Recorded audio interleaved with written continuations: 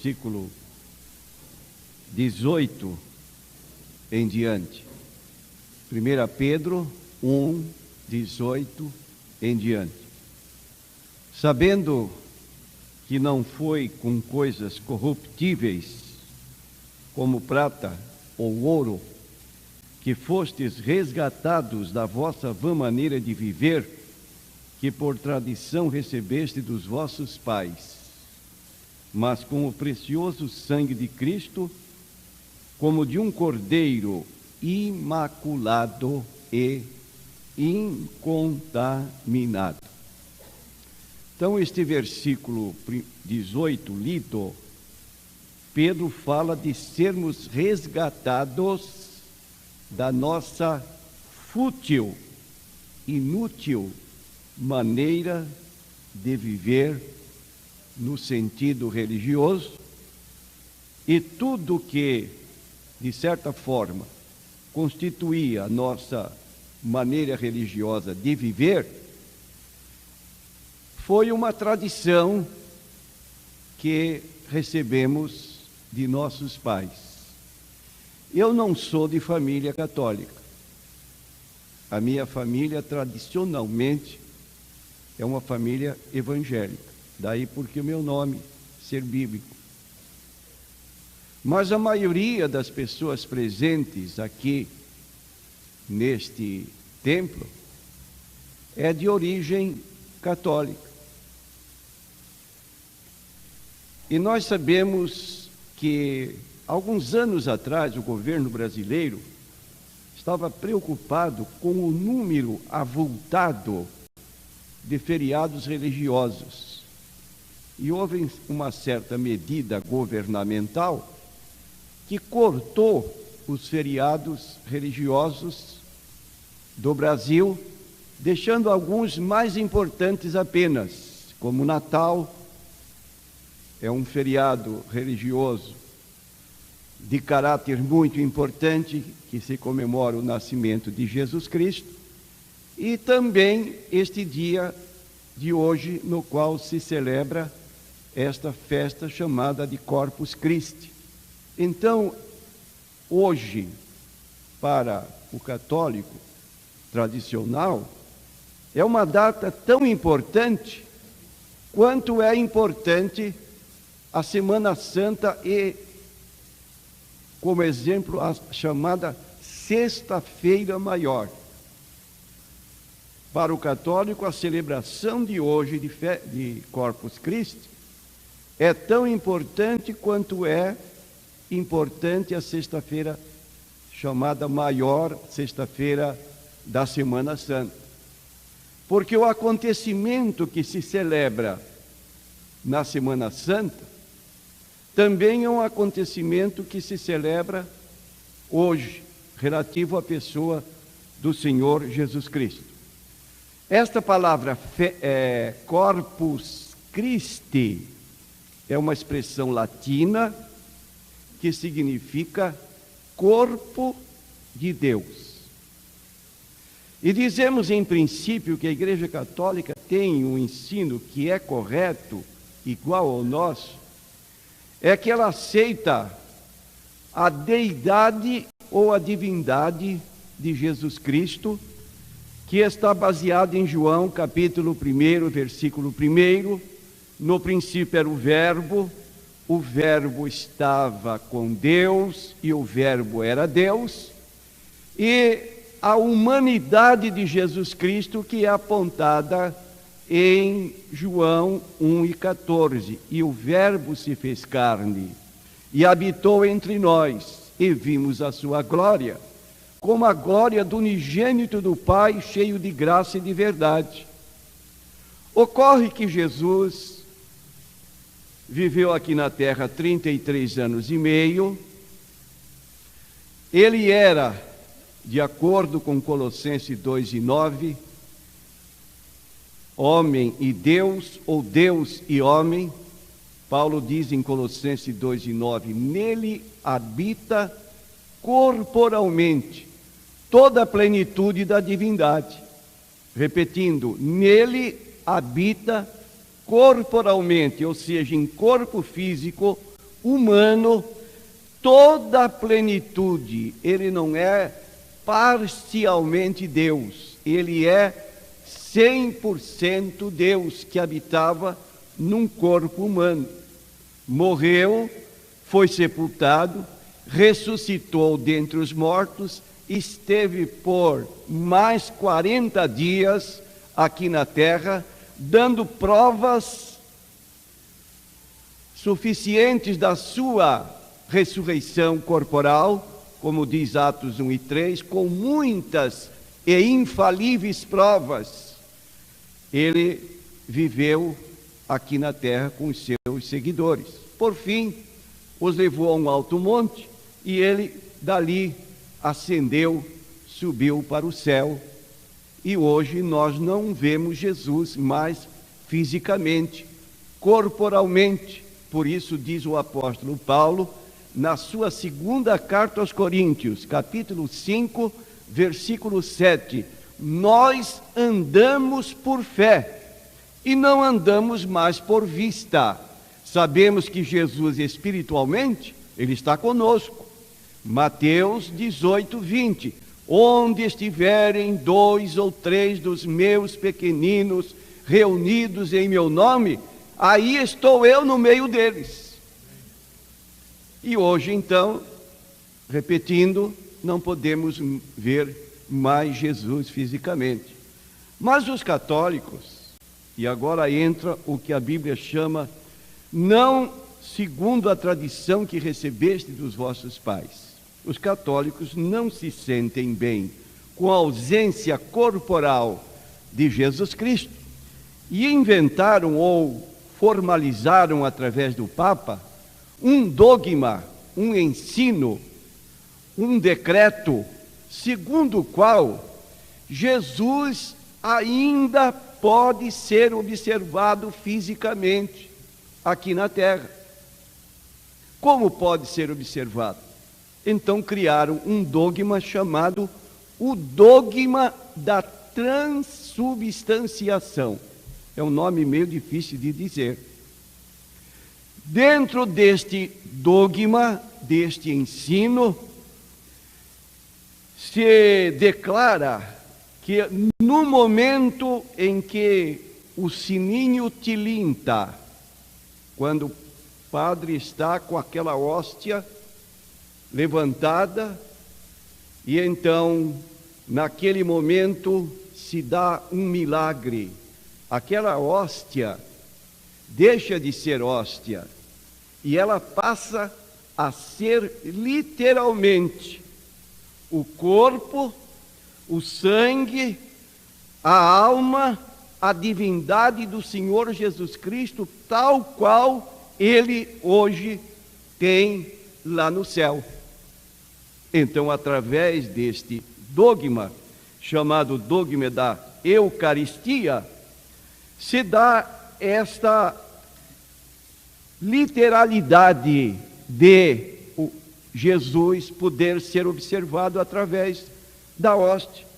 Então, o dogma da Eucaristia diz assim: a Eucaristia é um sacramento que, pela admirável conversão de toda a substância do pão no corpo de Jesus Cristo e de toda a substância do vinho no seu precioso sangue, contém verdadeira, real e substancialmente o corpo, o sangue, a alma, a divindade do mesmo Jesus Cristo, nosso Senhor, debaixo das espécies do pão e do vinho para ser nosso alimento espiritual.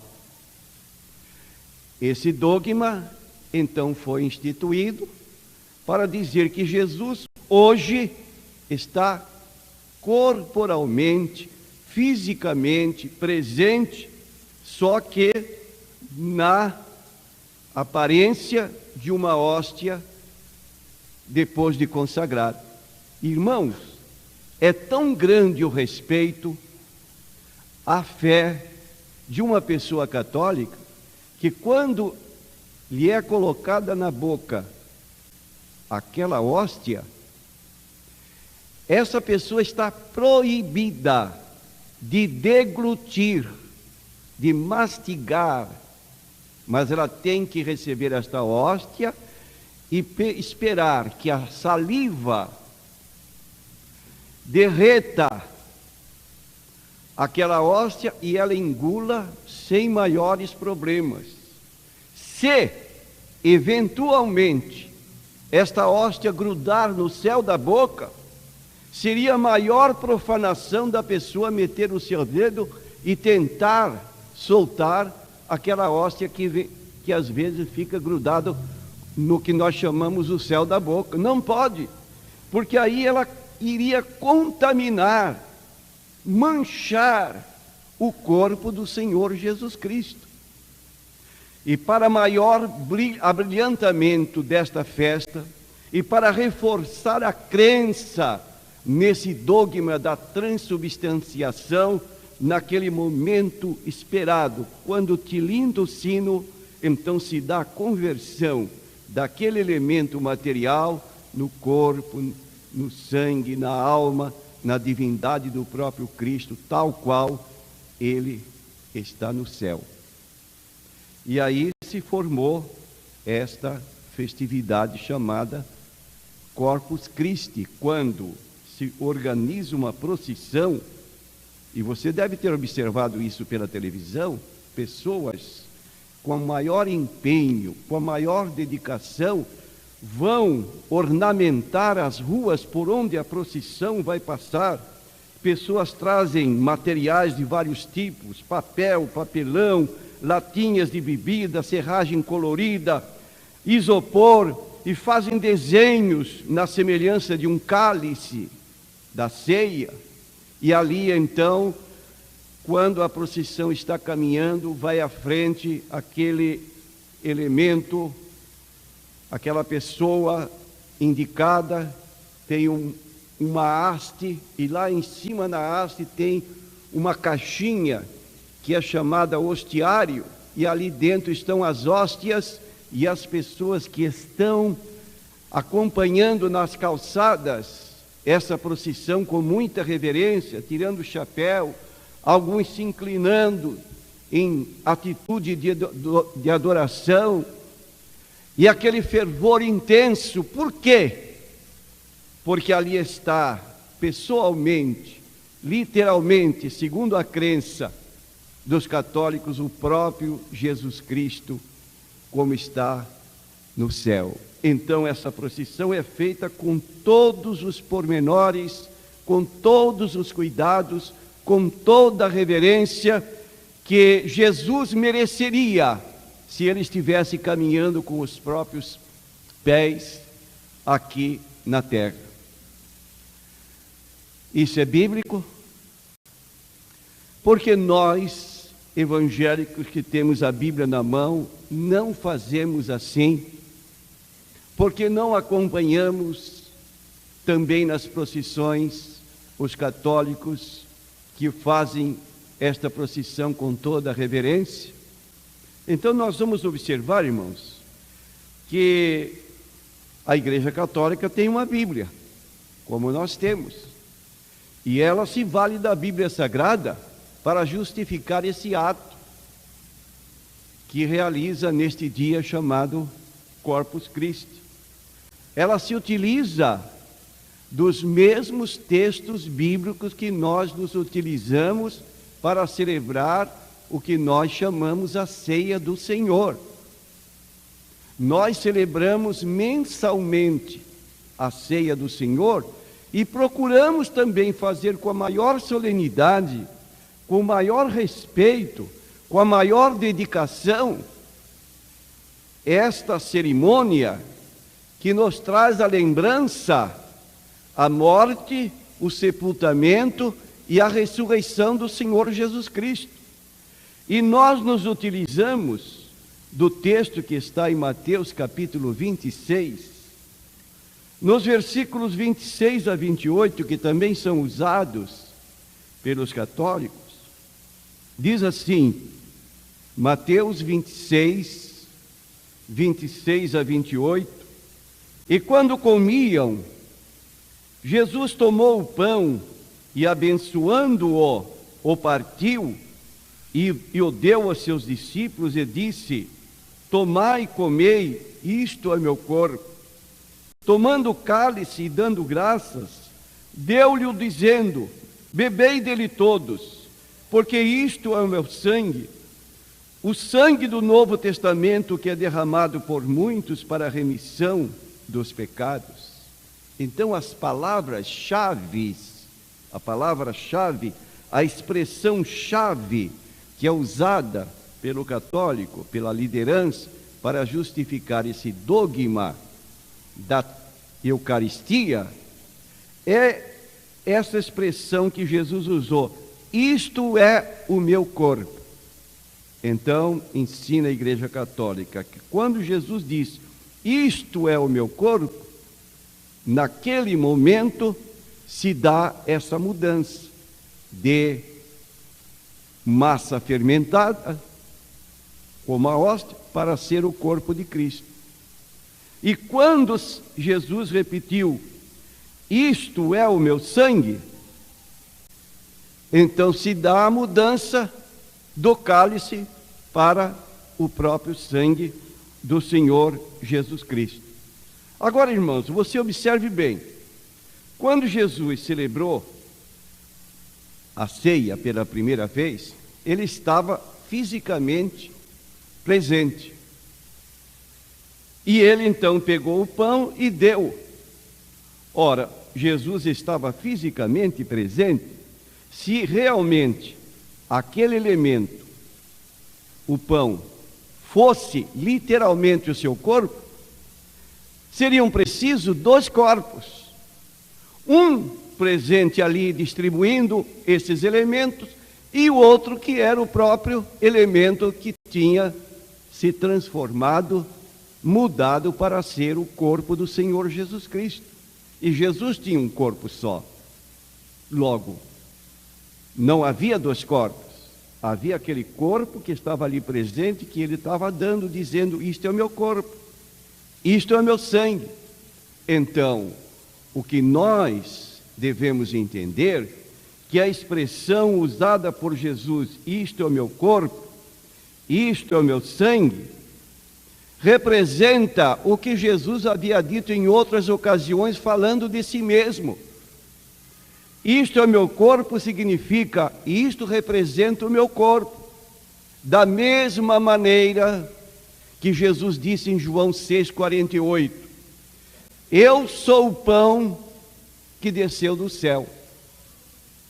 Jesus estava dizendo, eu sou o pão, eu represento o pão. O que o pão é para o corpo como alimento, eu sou este alimento para a alma. Eu represento o pão. Mas Jesus não era um pão, uma broa. Ele estava apenas indicando que o elemento pão é fundamental para a nossa sobrevivência. Também ele é fundamental para a nossa vida espiritual. Quando Jesus disse em João 15:1, eu sou a videira verdadeira. Será que alguma pessoa entenderia que Jesus era uma planta, uma videira que produzia uvas? Não.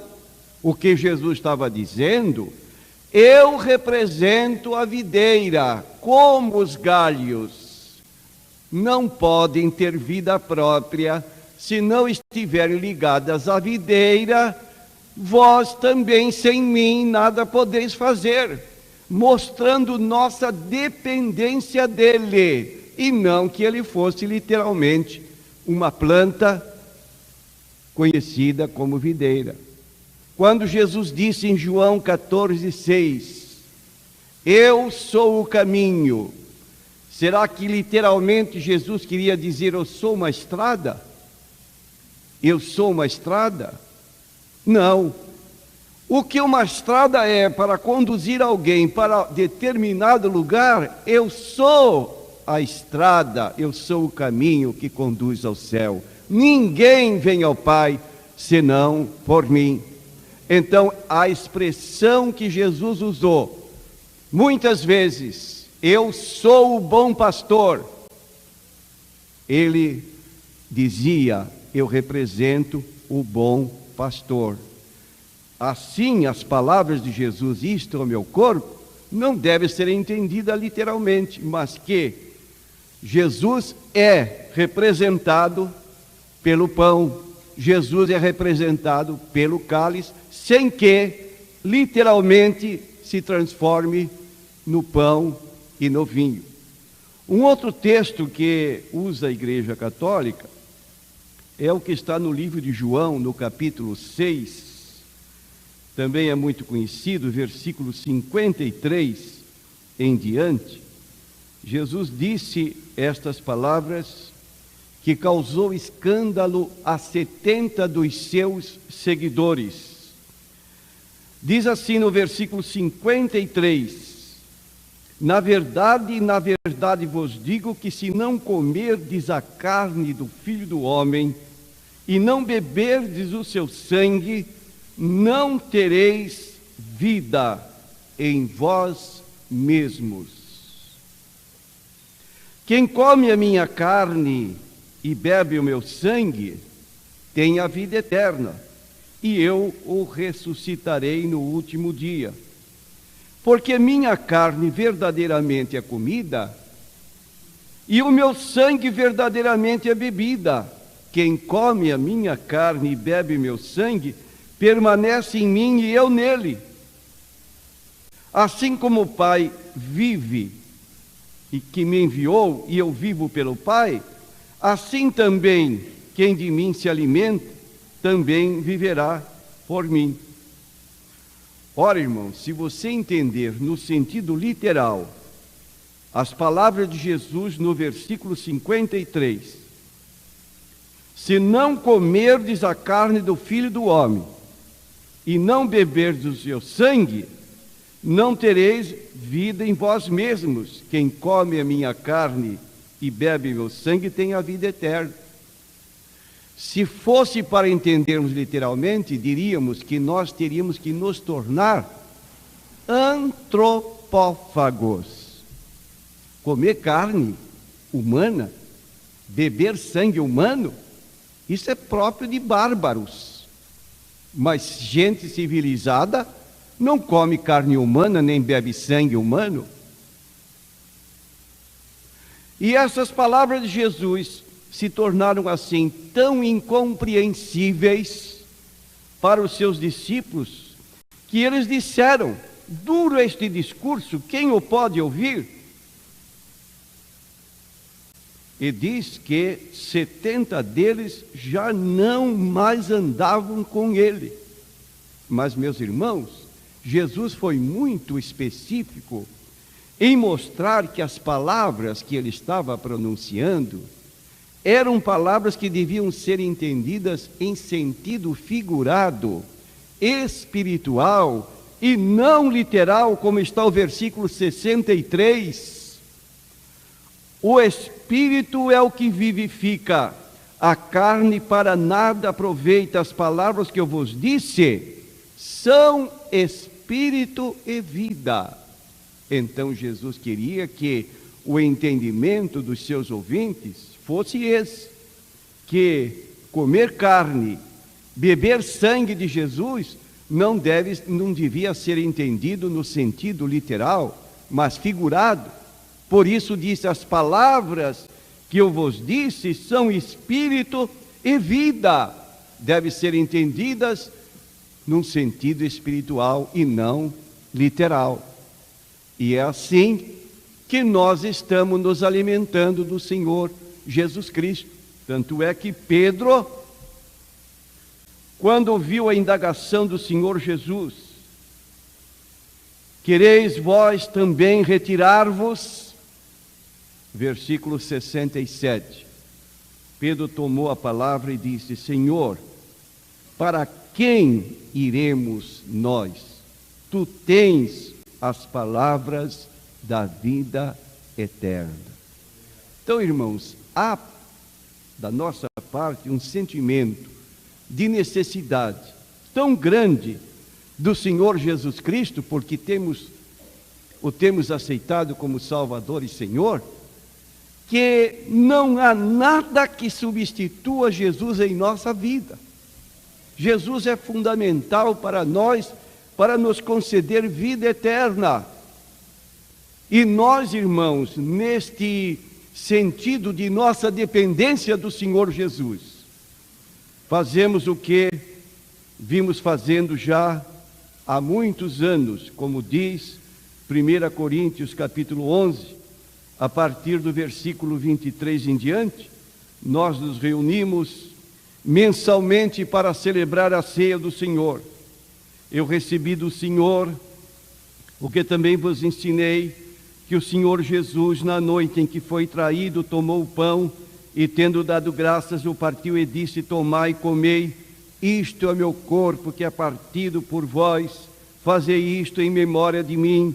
Semelhantemente também, depois de cear, tomou o cálice, dizendo: este cálice é o novo testamento no meu sangue, fazei isto todas as vezes que beberdes em memória de mim, porque todas as vezes que comerdes este pão e beberdes este cálice, anunciais a morte do Senhor até que venha.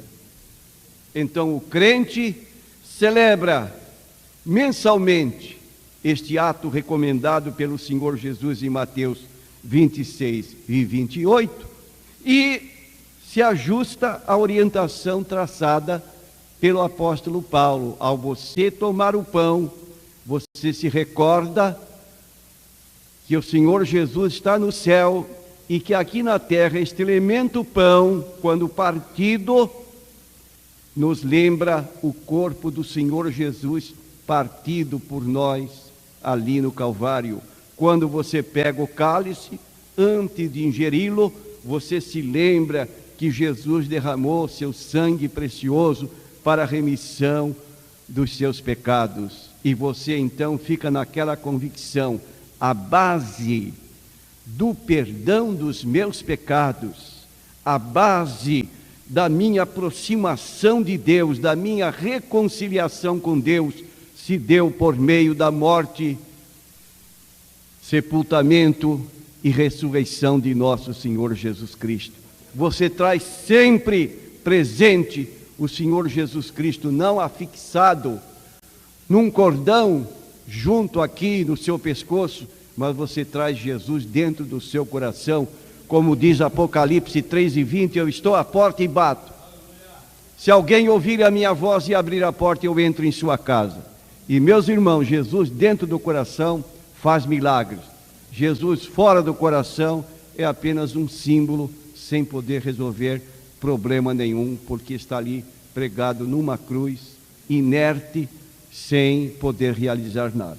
Então, meus irmãos, vamos ter presente este ensino e aprender com os católicos. Aquela reverência que demonstram nesse dia, chamado Corpus Christi, que nós tenhamos sempre que vamos na igreja celebrar a ceia do Senhor, sabendo que Jesus está espiritualmente, mas corporalmente nós não o vemos mais, ele está no céu, sentado à direita do Pai, de onde virá para buscar a sua igreja. Amém.